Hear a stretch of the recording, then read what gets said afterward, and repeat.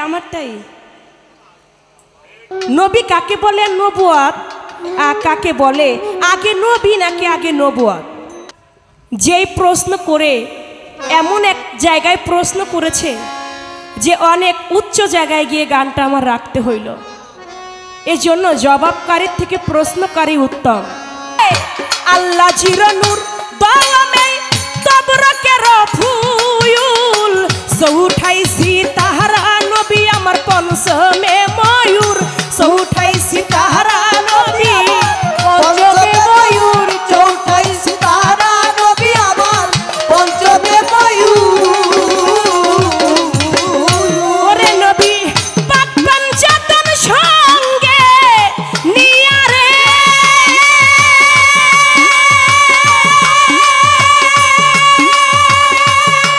আরে ওহ বসলো সে দিরা কে রূপ আরে ওহ বসলো সে দিরা কে রূপ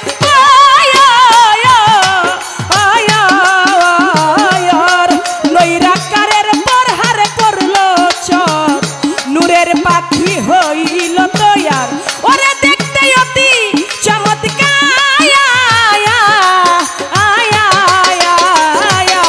নৈরাকারের পর পড়ল নূরের পাখি হইল তৈয়ার ওরে দেখতে অতি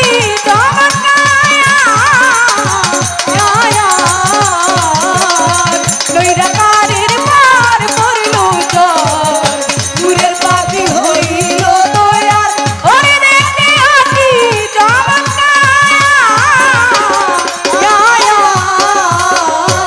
ময়নার গলে ছিল হার দুই কানে দুল ছিল তাহার মাথায় ছিল সোনার মুকুট দেখিতে বাহার মাথায় ছিল সোনার মুকুট দেখিতে বাহার মাথায় ছিল সোনার মুকুট দেখিতে বাহার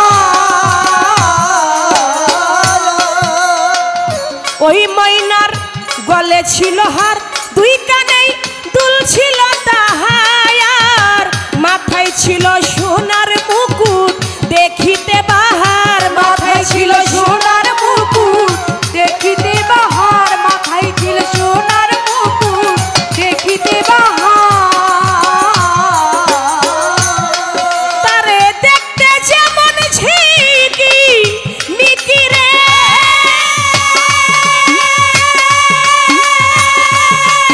আরে ও দেখতে সে বিদ্যুতের আকার আরে ও দেখতে সে বিদ্যুতের আকার নৈরাকারের পরহারে পড়লো চর নূরের পাখি হইল তৈয়ার ওরে দেখতে অতি চমৎকার নৈরাকারের পর পড়ল নূরের পাখি হইল তৈয়ার ওরে দেখতে অতি চমৎকার নৈরাকারের পর পড়ল নূরের পাখি হইল তৈয়ার ওরে দেখতে অতি চমৎকার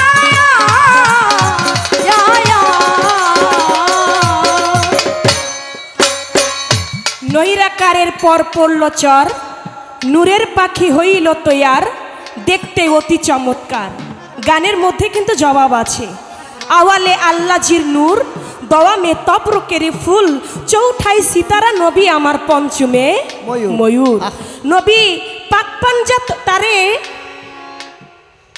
পাক পাঞ্জাতন সঙ্গে নিয়ারে বসলো সে দিরাকের উপর নৈরাকারের পর পড়ল চর নূরের পাখি হইল তৈয়ার আওয়ালের যে রূপ ছিল আমার আল্লাহর নবীর সেটা হলো আল্লাহর নূর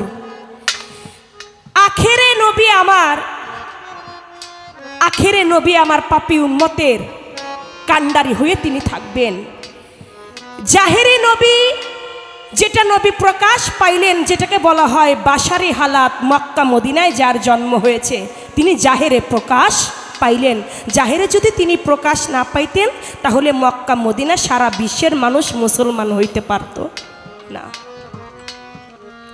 তাই সেদিকে লক্ষ্য করে বাতুনে নবী আমার এখনো আছে না এখনো বাতুনে নবী আমার আছে।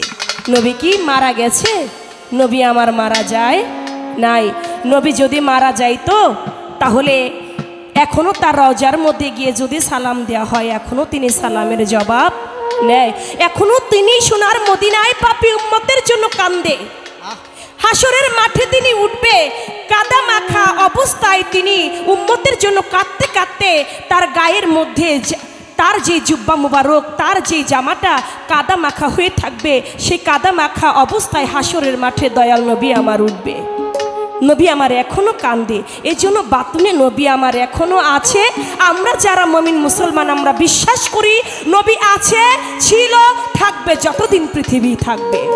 সুবহানাল্লাহ। আরশ, কুরসি, গাছপালা, তরুলতা যাবতীয় সব কিছুই আছে, তাহলে আমার নবীর আসনটা কোথায়? গানের মধ্যে বলেছি নবী পাক পাঞ্জাতন সঙ্গে নিয়ারে বসলো সে দিরাকের উপর। আমার আল্লাহর আসন যেখানে আমার নবীর আসনও সেইখানে। আরেকটা কথা বললেন, নবী পুরুষ নাকি প্রকৃতি? নবী আমার পুরুষ। নবী যদি পুরুষ না হবে তাহলে নবীর কাছে কখনো ঐশী বানিয়ে আসতো না।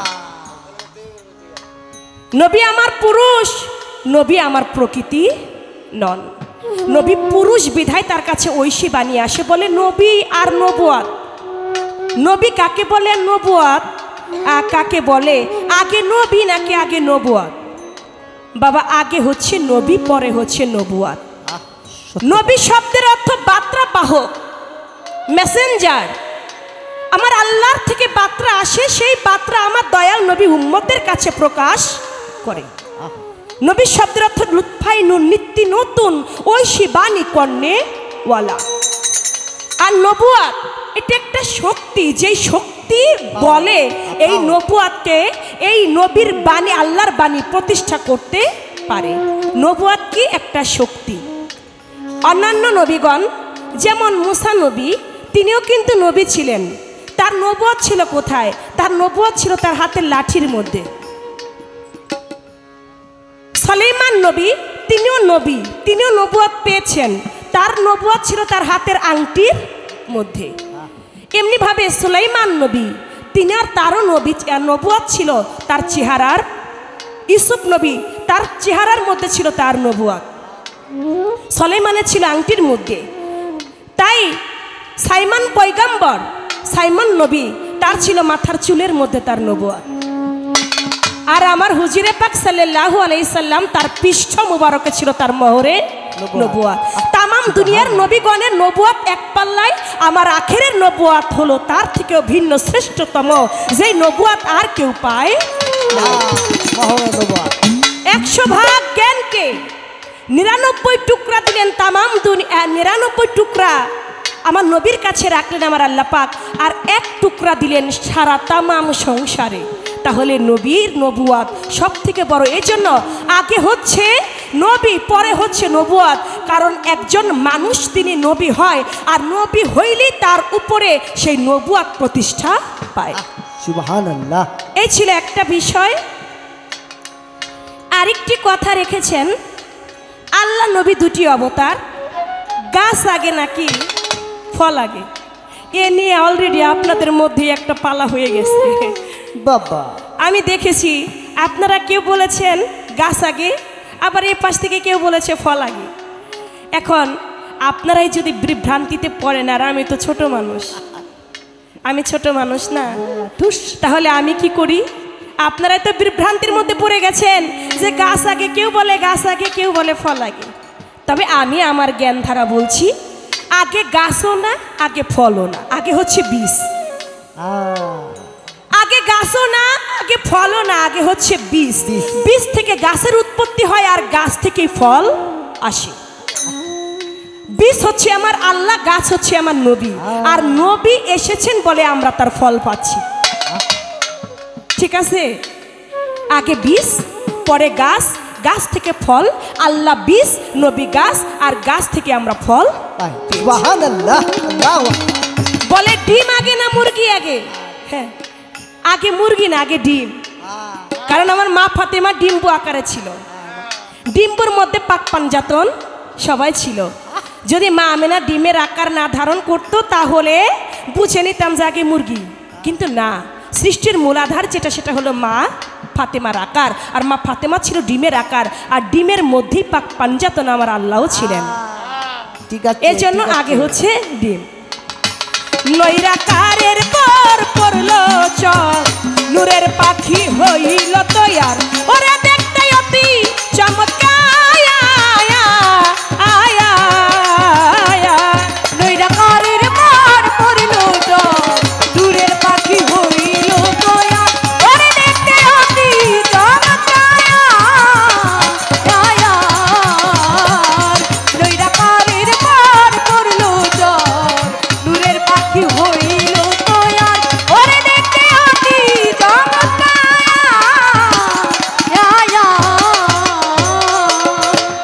যেইভাবেতে কথা ছিল ধর্মরাজা সরে, আস্তে ধীরে করলাম জবাব কথায় অনুসারে।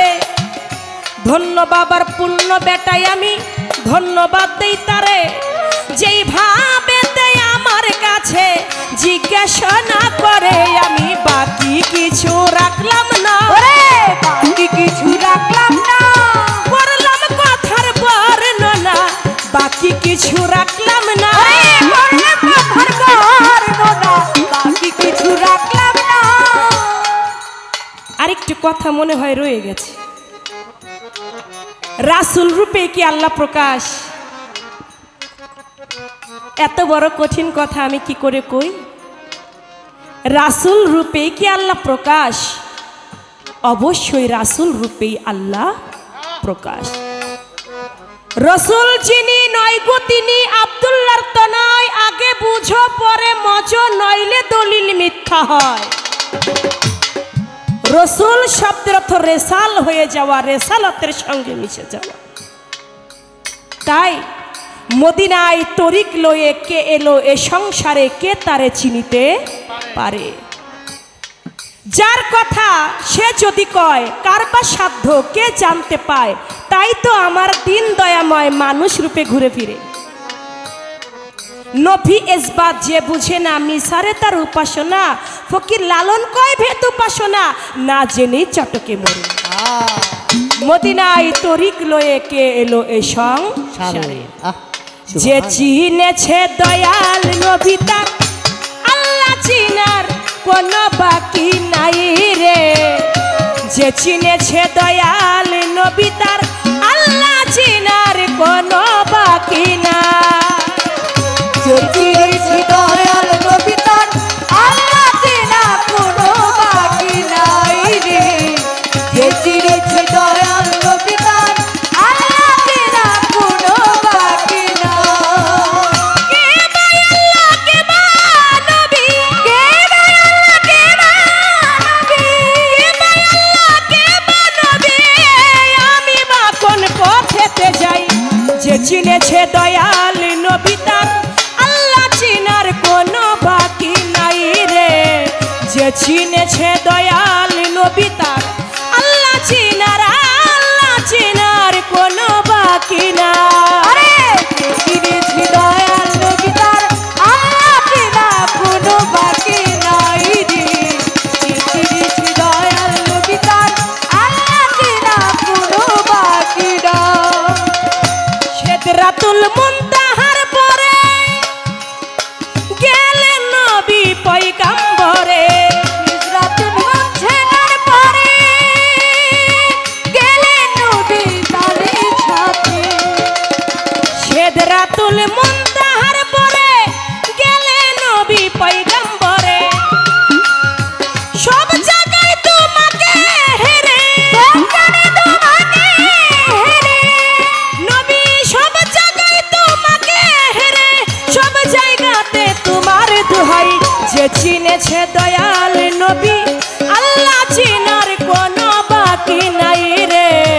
যে চিনেছে দয়াল নবী তার আল্লাহ চিনার কোনো দরকার নাই।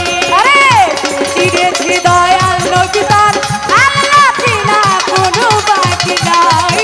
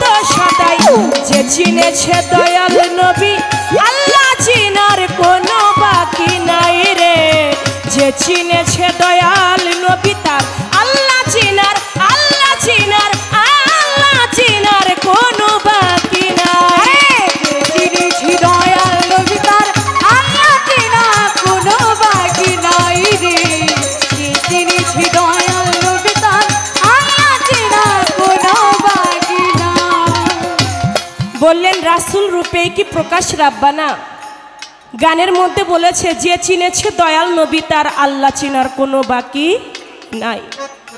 কে বা আল্লাহ, কে বা নবী, আমি বা কোন পথেতে যাই। যে চিনেছে দয়াল নবী তার আল্লাহ চিনার কোনো বাকি নাই। একদিন হযরত আলী জিজ্ঞেস করলেন, ইয়া রাসূলুল্লাহ আপনি কে? বলে কেন? আমি হযরত আলীর শ্বশুর।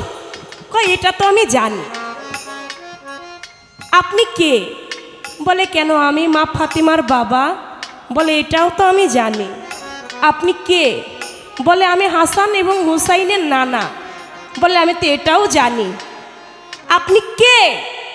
আমার দয়াল নবী মুস্কি হেসে দিয়ে বললেন যে আলী আমার কাছে কি জানতে চায়।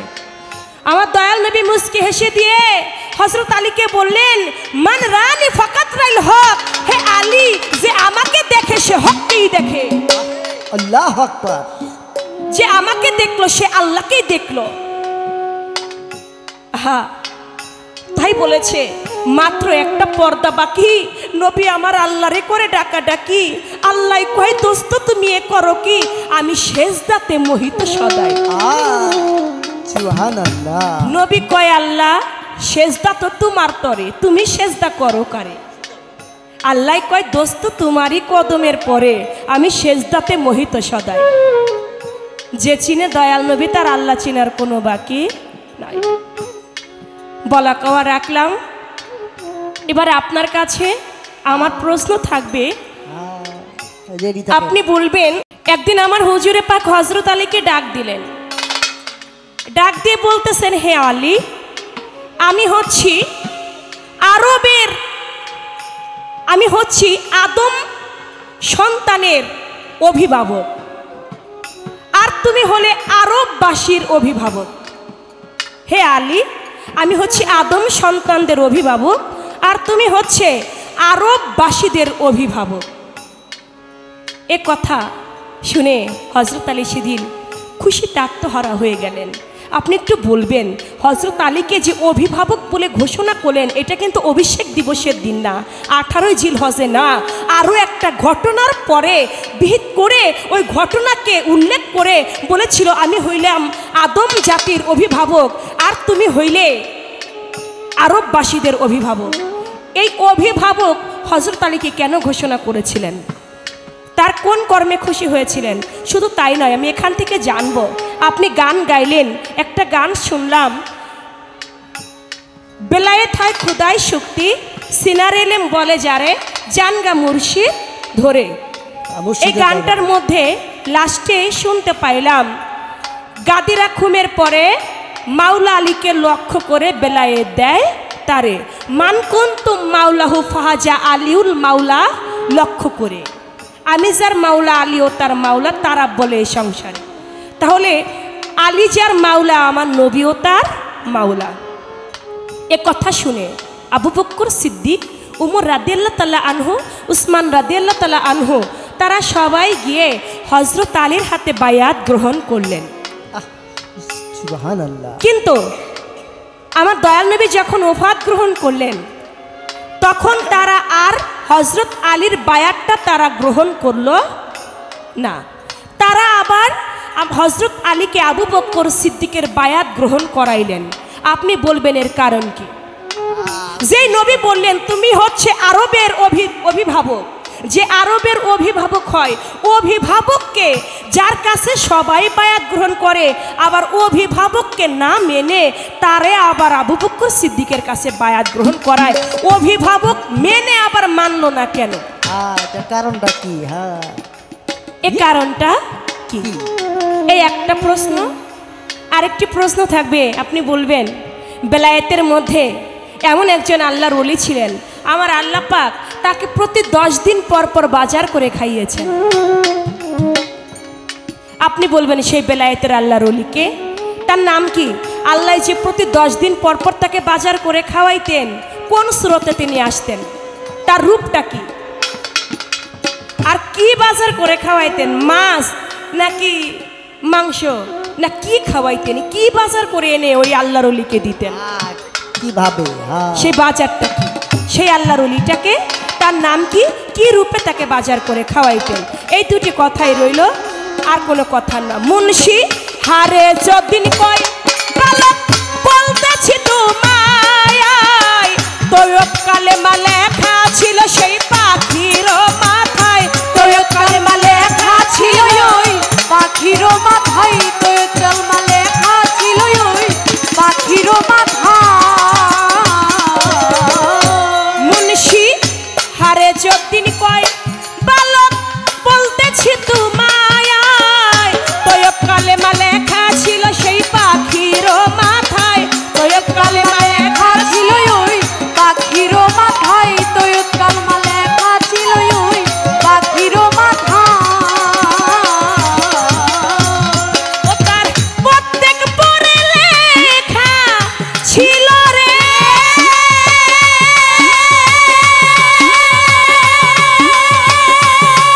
আরে ও লেখা ছিল আল্লাহু আকবার, ও লেখা ছিল আল্লাহু আকবার। নৈরাকারের পর পড়লো চর, নূরের পাখি হইল তৈয়ার, ওরে দেখতে অতি চমৎকার।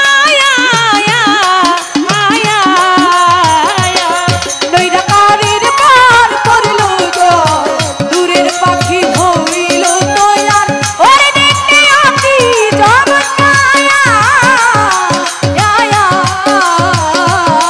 নৈরাকারের পার পড়লো জল, দূরের পাখি হইল তৈয়ার, ওরে দেখতে অতি চমৎকার। নৈরাকারের পার পড়লো চর, নূরের পাখি দেখিতে সুন্দর, ওরা দেখতে অতি চমৎকার। নৈরাকারের পার পড়লো চর, নূরের পাখি হইল তৈয়ার, ওরে দেখতে অতি চমৎকার।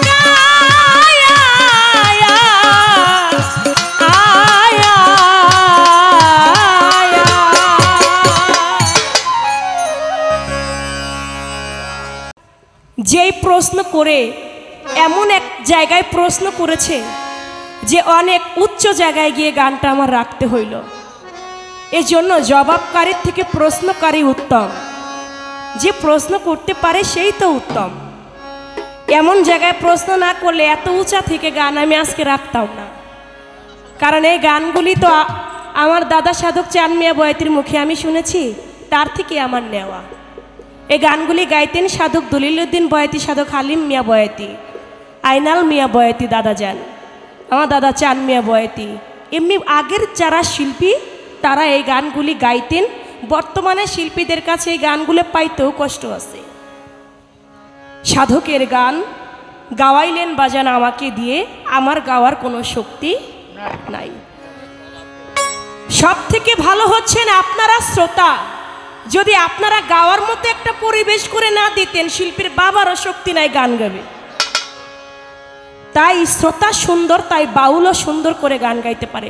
লক্ষ লক্ষ টাকা দিয়ে শিল্পী বায়না করে আনবেন, যদি শ্রোতা ভালো না হয়, আশেকান যদি উশৃঙ্খল হয়, সেখানে কোনোদিনও সে ভালো গান গাইতে পারবে না। সত্য কথা। আপনাদের পরিবেশে আসলেই আমি ধন্য। আমার পালা থেকে একটি গান হয়ে গেল, প্রশ্নের জবাব করতে গিয়ে মাঝে একটু গান ধরেছিলাম জবাব করতে গিয়ে। এবার আরেকটি গান আমি রেখে বসছি, তারপর দেখে আমার বাজান কি বলে।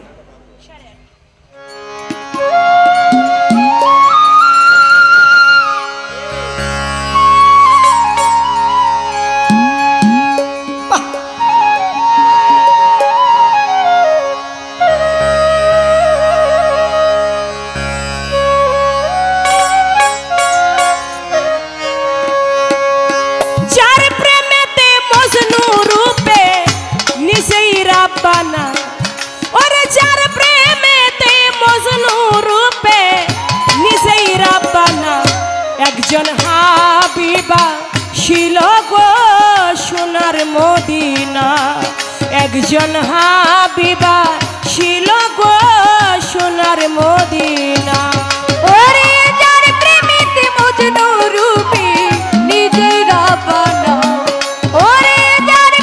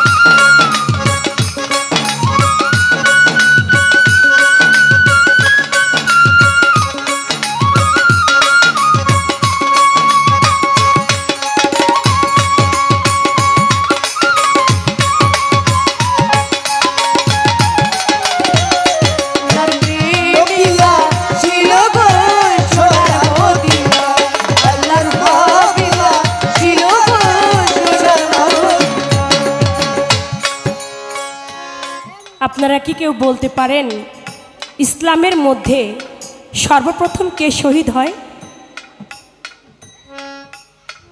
ইসলামের মধ্যে সর্বপ্রথম কে শহীদ হন? সে কিন্তু একটা পুরুষ নন, সে একটা নারী, যার নাম ছিল সুমাইয়া। যার নাম ছিল সুমাইয়া। সুমাইয়া এজন্যই শহীদ হন, তিনি নবীকে ভালোবেসেছিলেন। আবু জাহেল সংবাদ পাইল যে একজন নারী, সে নবী নবী বলে, মোহাম্মদ মোহাম্মদ বলে মানুষের বাড়ি বাড়ি ইসলামের দাওয়াত পাঠায়, আবার তার দাওয়াতে আমার দয়াল নবীর কাছে গিয়া মানুষ ইসলাম ধর্ম গ্রহণ করে। আবু জাহেল যখন এটা শুনতে পাইল, তিনি আর দেরি করল না। একটা মরুভূমির মধ্যে ছোট্ট একটা ঘর বানায়া ওই সুমাইয়া বসবাস করত। সুমাইয়া যখন বসবাস করত, আবু জাহেল গিয়েছে সুমাইয়ার বাড়ি, যায় বলে, ও সুমাইয়া, শুনলাম তুমি নাকি দয়াল নবী বলে তুমি মানুষকে ইসলামের দাওয়াত দাও, তুমি নাকি মোহাম্মদ মোহাম্মদ বলে মানুষের কাছে ইসলামের দাওয়াত দেওয়া, তারা গিয়া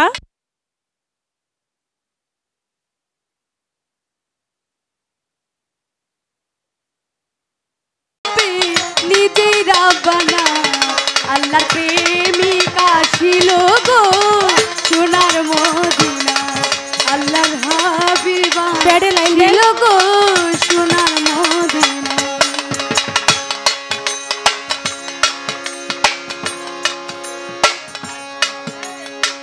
এই বড় জেনারেটর তো আনছে, তেল আনে নাই, কি মুশকিল, জেনারেটর আনছে তার তেল আনে নাই, তাহলে তোমার আগেরটাই ভালো ছিল। চন্দ্র সূর্য রবি শশী ওরে আমার নবী পায়া তারা খুশি গো ও নবীজি। রবি শশী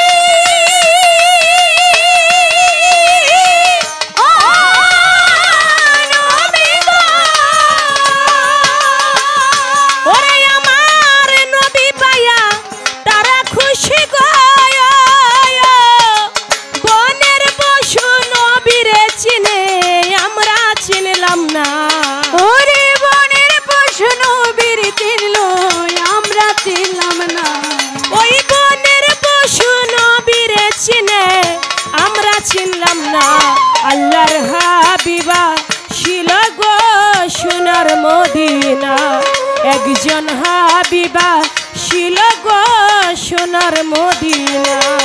ওরে যার প্রেমেতে মজনু রূপে নিজেই রাব্বানা, হায় রে যার প্রেমেতে মজনু রূপে নিজেই রাব্বানা, আল্লাহর প্রেমিকা ছিল গো সোনার মদিনা, আল্লাহর হাবিবা ছিল গো সোনার মদিনা। যে কথাটি বলতেছিলাম,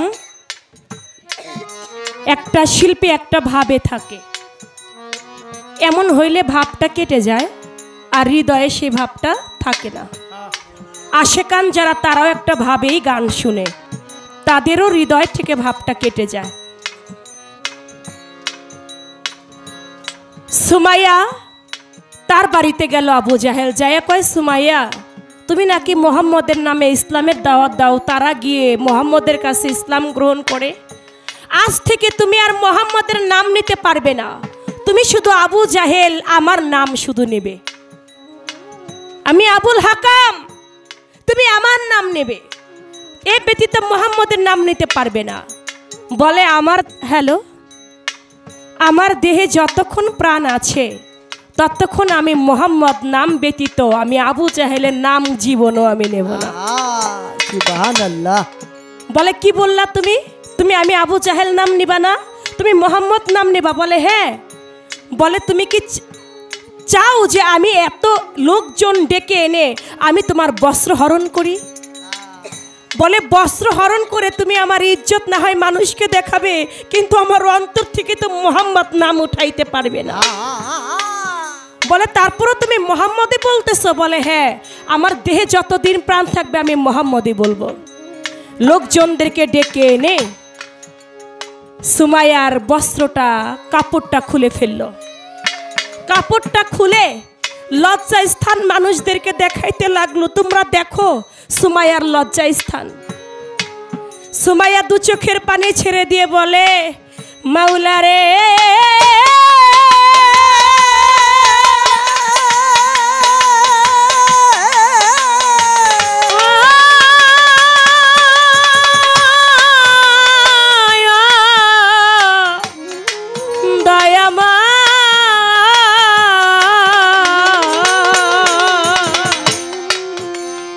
ও আল্লাহ, তুমি কি দেখো না তোমার নবী প্রেম আমি ভুলতে পারি না।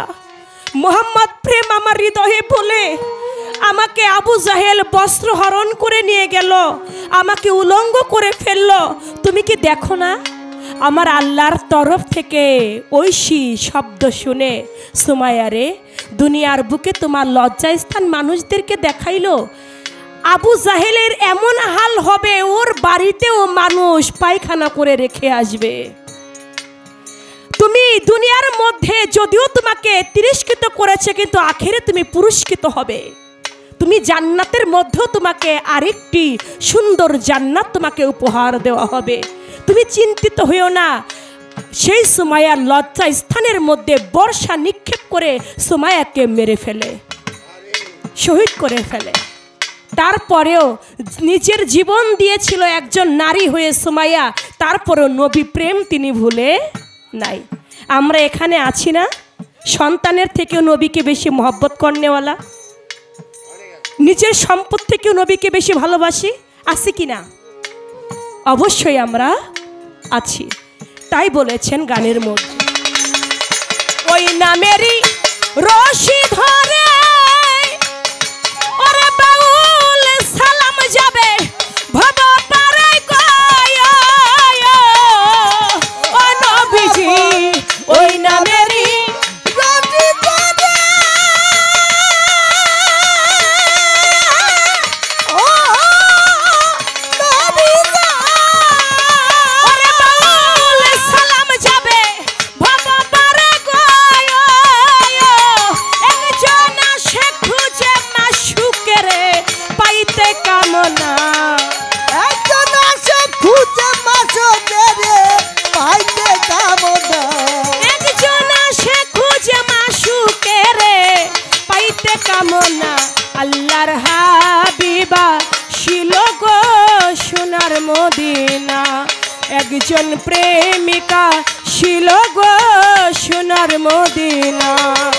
আর চারটে মেয়েটা মজনু হালে নিজের বানা, ওরে যার প্রেমেতে মজনু রূপে নিজেই রাব্বানা, আল্লাহর হাবিবা ছিল গো সোনার মদিনা, একজন প্রেমিকা ছিল গো সোনার মদিনা, আল্লাহর হাবিবা ছিল গো সোনার মদিনা।